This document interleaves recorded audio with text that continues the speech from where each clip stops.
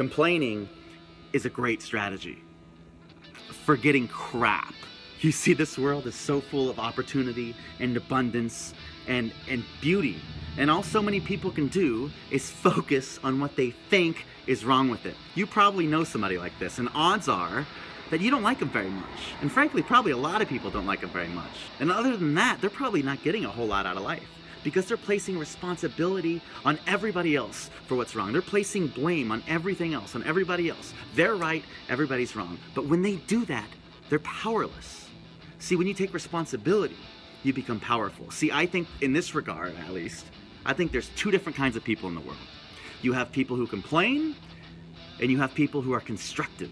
You see, you have people who complain over here, and people don't like them very much. They're like succubus. They only take from the world. They take energy, they take. They offer nothing productive to the world, to a conversation, to anything. And then you have people who are constructive, who want to give, who want to make things better, who want to remedy situations. Which person do you want to spend more time with? Which person do you want to be, frankly? You have people who complain, and you have people who are constructive. So somebody who complains might say, oh my God, Gail, she's always late on work, she never gets things done, everything's always all wrong. They complain and they offer nothing productive. Whereas somebody who's constructive might walk up to Gail in her office and say, hey Gail, you're doing a great job, but I think if you tried this, maybe it might help a little bit more. That's somebody who's constructive. Which person do you think has more friends? The answer is pretty obvious. Which person do you want to be more like? Now, we're only human, right? And as human beings, we're really good at complaining. We're really good at it. We do it when we're driving cars, we do it at work, we do it all the time. We're only human. But the idea here is to complain less and less and less until we don't complain ever. And to do that, we need to do it in 3 steps. We need to recognize it, we need to remedy it, and we need to resist it. Now, to recognize it, all you need to do is go a few days and just notice when you're complaining.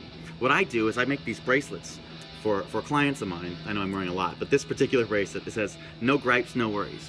So it's to condition yourself. Every time you complain, you snap the bracelet and you go, oh yeah, I gotta stop complaining. I gotta stop doing that. You don't need a fancy bracelet like this. All you need is a rubber band.